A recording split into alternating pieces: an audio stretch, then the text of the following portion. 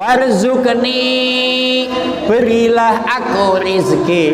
Wahdini, berilah aku petunjuk. Wa'afini, berilah aku kesehatan. Wa'fu anni, maafkanlah aku. Maka di sini tapi nanti ibu kalau lagi sholat itu nggak boleh pakai bahasa Indonesianya. Mentang-mentang ditulis Indonesianya nanti pakai Indonesia ini nggak boleh ya, tapi dipahami artinya.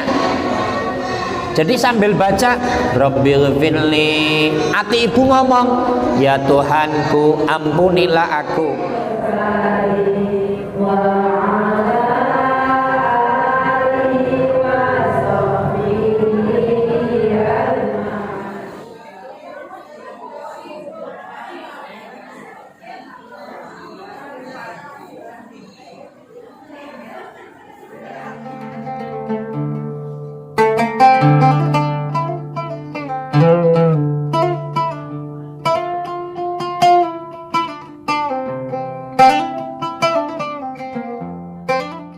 Assalamualaikum warahmatullahi wabarakatuh.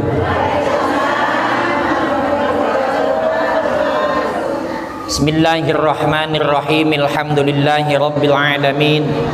Al-qail fi kitabihil karimi wa huwa asdaqul qailin. A'udzu billahi samii'il 'aliim minasy syaithaanir rajiim. Wa may ya'mal su'an aw yadhlim nafsahu thumma yastaghfirillaha yajidillaha ghafurur rahima. Subhanaka la ilma lana illa ma 'allamtana innaka antal alimul hakim. Sallallahu ala sayyidina Muhammadin wa ala alihi wa sahbihi wa sallama ila hadratin nabiyil mustafa sayyidina Muhammadin sallallahu alaihi wasallam wa alihi al-kiram wa li mu'allif adal kitabi wa jam'iyah ibu-ibu muslimat nurul ikhwan. Mudah-mudahan diampuni dosa-dosanya, ditetapkan iman Islamnya, diberkahi umurnya, dilancarkan usahanya, diberikan keluarganya sakinah mawaddah warahmah, putra putrinya solih dan salihah, dan mudah-mudahan husnul khatimah. Khususan guru kita Bapak Ustadz Ahmad Bukhari, Allahumma ighfir lahu wa lanal Fatihah. A'udzu billahi minasy syaithanir rajim. Bismillahirrahmanirrahim. Alhamdulillahi rabbil alamin arrahmanir rahim maliki yaumiddin. Iyyaka na'budu wa iyyaka nasta'in ihdinas siratal mustaqim. Siratal ladzina an'amta 'alaihim ghairil maghdubi 'alaihim waladdallin. Amin. Bismillahirrahmanirrahim.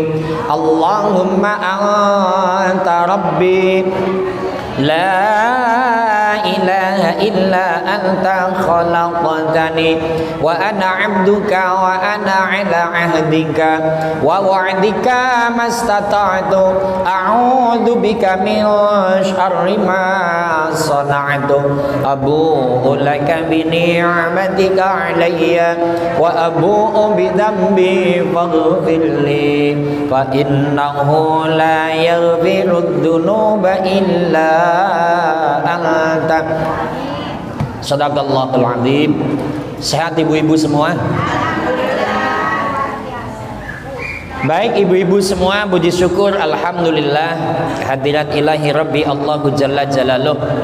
Pada siang ini kita bisa bermuajahah dalam rangka ta'lim bersama. Mudah-mudahan langkah kita tercatat amal soleh di hadapan Allah Subhanahu wa ta'ala. Salawat salam Allah teruntuk Nabi kita Muhammad sallallahu alaihi wasallam. Kita langsung saja pada tema kita ibu-ibu. Semuanya sudah dapat ya? Kayaknya cukup ini kayaknya hari ini.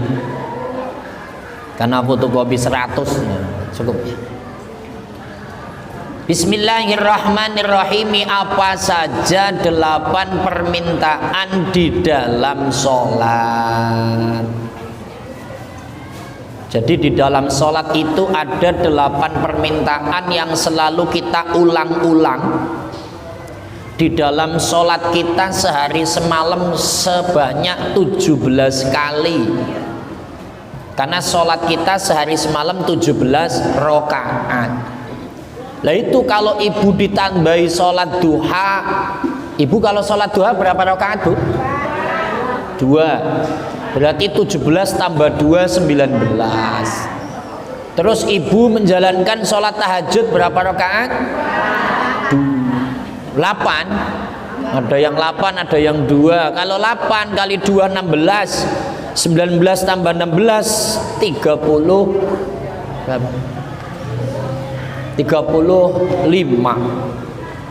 Berarti doa ini permintaan 8 hal dalam sholat diulang-ulang terus. Apa saja dan tujuannya apa itu yang akan kita pelajari. Tapi untuk menghantarkan doa itu karena ujungnya adalah minta ampunan dosa kepada Allah. Di sini kita akan memulai dengan surat An-Nasr. Maka mari baca bareng-bareng karena ini ayat Al-Quran supaya kita dapat barokah Al-Quran. Ta'awud bersama. A'udzu billahi minasyaitonir rajim. Bismillahirrahmanirrahim. Idza jaa nasrullahi wal fath wa ra'aitan nasa yadkhuluna fi dinillahi afwaja fasabbih bihamdi rabbika wastaghfirhu innahu kana tawwaba. Shadaqallahul azim. Untuk menghantarkan surat ini ibu sekalian, Kanjeng Nabi Muhammad sallallahu alaihi wasallam diutus menjadi rasul itu masih tinggal di kota Makkah. Kanjeng Nabi diangkat menjadi rasul itu umur 40 tahun. Di kota Makkah selama 13 tahun menyebarkan agama Islam kurang begitu direspon. Banyak gangguan, banyak godaan, bahkan banyak sahabat yang diculik, hartanya yang dirampok, sahabat pada disiksa, pada dibunuh. Yang ujungnya Kanjeng Nabi dan sahabat diperintahkan oleh Allah untuk pindah ke kota Madinah. Sudah pernah ke Madinah apa belum? Yang sudah 7 orang ini ya. Yang belum 83. Karena yang ngaji 90 orang sih. Nabi dari Makkah pindah ke Madinah itu dalam rangka hijrah. Gampangnya ngomong diusir lah. Dan Muhammad, kalau kamu memang tetap menyebarkan agama baru, jangan tinggal di kota Makkah. Akhirnya diusir. Semua yang ikut Nabi pindah ke kota Madinah. Nah, Kanjeng Nabi di Madinah selama 10 tahun itu cara pengembangan Islamnya lebih cepat, lebih diterima. Singkat kata, Kanjeng Nabi 10 tahun dan bala tentara jumlahnya itu 10.000. Dulu ketika pindah ke kota Madinah itu jumlahnya paling ratusan. Ini dari Madinah ke kota Makkah 10.000 tentara, sehingga dulu sahabatnya, tetangganya, pamannya yang mengusir Nabi semuanya ketakutan. Dan dulu ketika orang masuk Islam bu, itu ngumpet-ngumpet. Karena Nabi penyebaran Islamnya door to door, pintu ke pintu. Yang ketahuan masuk Islam akan disulik, akan disiksa. Tapi ketika sudah kelihatan syiar Islam 10 tahun di kota Madinah, maka banyak sekali orang yang masuk Islam berkelompok-kelompok dan bisa menaklukkan kota Makkah kembali di tangan baginda Nabi Muhammad sallallahu alaihi wasallam. Nah, itu semua dikhabarkan oleh Allah lewat surat An-Nasr ini. Jadi ini setelah 13 tahun di kota Makkah, terus Kanjeng Nabi 10 tahun di kota Madinah, ini kembali ke kota Makkah untuk melaksanakan haji dan umroh, pulang kampung halamannya, tapi sudah membawa kemenangan dengan 10.000 tentara. Itu yang menyebabkan orang-orang kafir Quraisy ketakutan. Itu dijelaskan dalam surat An-Nasr, Bismillahirrahmanirrahim, idza jaa nasrullahi wal fathu, apabila telah datang pertolongan Allah dan kemenangan, wa ra'aitan nasa yadkhuluna fi dinillahi afwaja, dan kamu lihat manusia masuk agama Allah dengan berbondong-bondong. Jadi kata-kata afwaja di sini tafsirnya ini masuk ke agama Islam sudah kelompok-kelompok, Bu. Kalau bahasa sekarang suku Sunda kelompok berbondong-bondong nemuin Nabi, ya Rasulullah, kami ingin memeluk agama Islam, ajarkan kami tentang Islam, semuanya syahadat, asyhadu an la ilaha illallah wa asyhadu anna Muhammadar Rasulullah. Suku Jawa kelompok langsung, ini afwaja. Ini menandangkan nasrullah, kemenangan Allah, wal fathu, dan bisa fathu Makkah.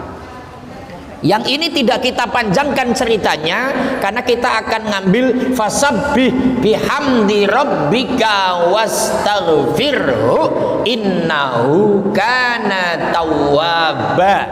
Setelah jelas Muhammad, kata Allah begitu, setelah jelas wahai para kaum muslimin muslimat, jelas menangnya Islam syiar, jelas bisa fathu Makkah, maka fasabbih, maka bertasbihlah dengan memuji Tuhanmu dan mohonlah ampun kepadanya. Lah di sini Bu, tafsirnya ini nggak ditulis di situ.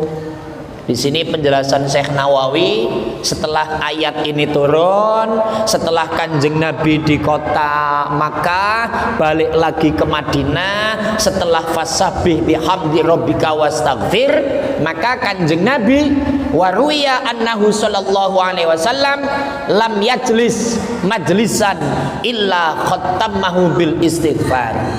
Jadi kalau Kanjeng Nabi habis duduk begini Bu, selesainya pasti astaghfirullahaladzim, astaghfirullahaladzim, astaghfirullahaladzim. Ada lagi Siti Aisyah meriwayatkan, wa man ngaisatakana Nabi sallallahu alaihi wasallam fi akhiri umrih atau amrih la yakumu wa la yaq'ud wa la yadhhab wa la yaji illa qala subhanallah wa bihamdi. Ada lagi Siti Aisyah meriwayatkan, setiap Nabi habis duduk, habis berdiri dari bepergian baru datang, selalu mulut manisnya dibacahi subhanallah wa bihamdi. Artinya apa? Sudah mulai usia, sudah mulai banyak nikmat. Kayak kita hari ini nih, alhamdulillah, kita kan saat ini sudah tidak begitu susah. Kita sudah berkeluarga, kita sudah punya suami, kita sudah punya anak, kita sudah punya cucu, kita sudah punya keluarga yang mapan. Ini tinggal dinikmati. Maka cara menikmatinya, menengok Kanjeng Nabi Muhammad SAW, perbanyaklah baca tasbih dan perbanyaklah istighfar. Fasabbih bihamdi rabbika wastaghfir. Maka dengan adanya fasabbih, mari bersama-sama kita bertasbih dulu. Subhanallah walhamdulillah wala ilaha illallah akbar. Wala haula wala quwwata illa billahil aliyil azim. Sama itu, ibu kondisi seperti ini sudah sering bertasbih. Yang kedua istighfar. Astaghfirullah Rabbal baraya. Astaghfirullah minal khataya.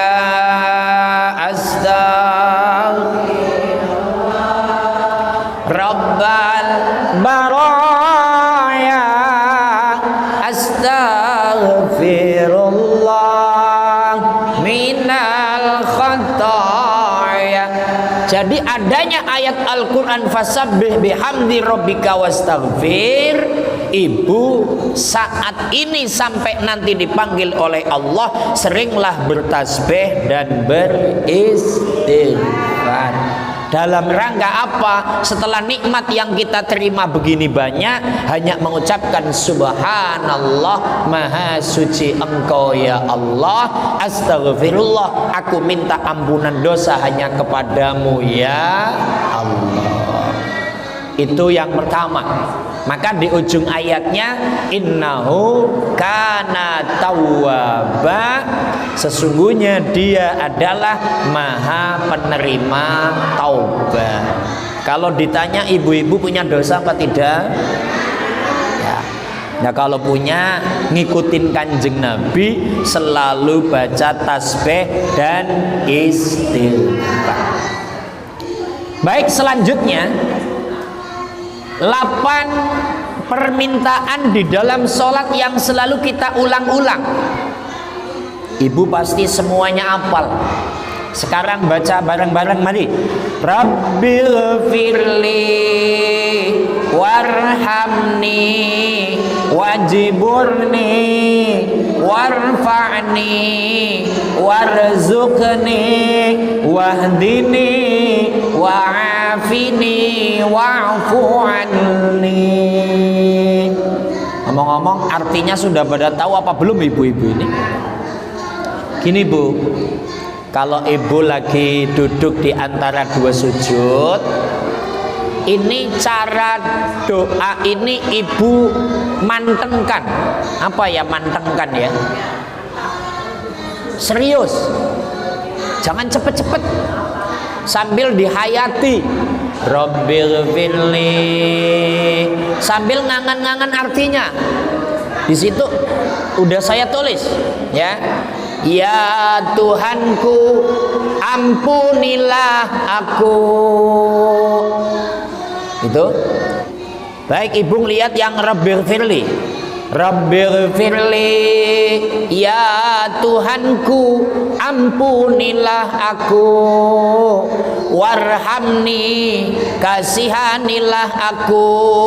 Wajburni, tutup atau tambahlah kekuranganku. Warfa'ni, angkatlah derajatku. Warzukni, berilah aku rezeki. Wahdini, berilah aku petunjuk. Wa'afini, berilah aku kesehatan. Wa'fu anni, maafkanlah aku. Ini prakteknya ibu-ibu. Kalau lagi sholat yang ini pelan-pelan ya, pelan-pelan sambil dihayati. Rabbil firli warhamni wajiburni. Itu mungkin kalau di wajiburni bisa dikencengin ya, karena di situ tutup atau tambahlah kekuranganku, maksudnya itu ini yang pada punya utang ini bu. Jadi wajiburni, tambahlah kekuranganku, tambahlah utang-utangku gitulah ya. Jadi pada wajiburni ini, kata-kata wajiburni itu tutup atau tambahlah kekuranganku. Nah ini disuruh oleh Allah ini bu. bahwasanya kamu itu minta kepadaku segala kekurangan yang memang kamu memiliki kekurangan. Ya terutama dalam urusan ekonomi lah, kita ngomong ekonomi. Tapi kalau dalam urusan iman Islam, ya Allah aku kurang khusyuk dalam sholat, ya Allah aku kurang bisa serius dalam zikir, maka wajburni, warfa'ni ya Allah, angkat derajatku ya Allah, mulia di sisimu ya Allah. Jangan sampai aku menjadi orang-orang yang hina dina di hadapanmu ya Allah. Warfa'ni. Ini kalau diseriuskan, Allah sudah mengangkat derajat kita, mulia di hadapan Allah, pasti mulia di hadapan manusia. Makanya ini ibu jangan ngebut-ngebut, Rabbighfirli warhamni wajibuni warfani warzuqni wahdini wa'afini. Enggak usah ngebut-ngebut itu. Jadi santai aja. Ya nggak boleh kalau sholat yang sedang-sedang saja nggak boleh. Oh iya gitu.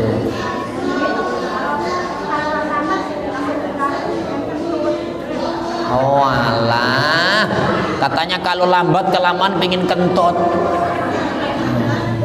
Tapi memang iya juga sih, nenek-nenek sudah mulai. Oh iya.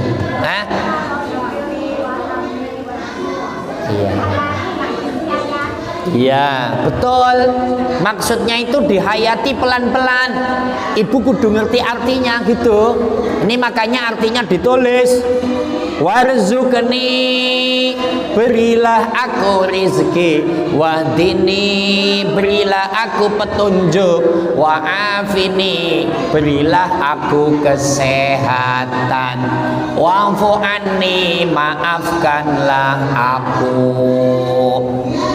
Maka di sini tapi nanti ibu kalau lagi sholat itu nggak boleh pakai bahasa Indonesianya. Mentang-mentang ditulis Indonesianya nanti pakai Indonesia ini nggak boleh ya, tapi dipahami artinya.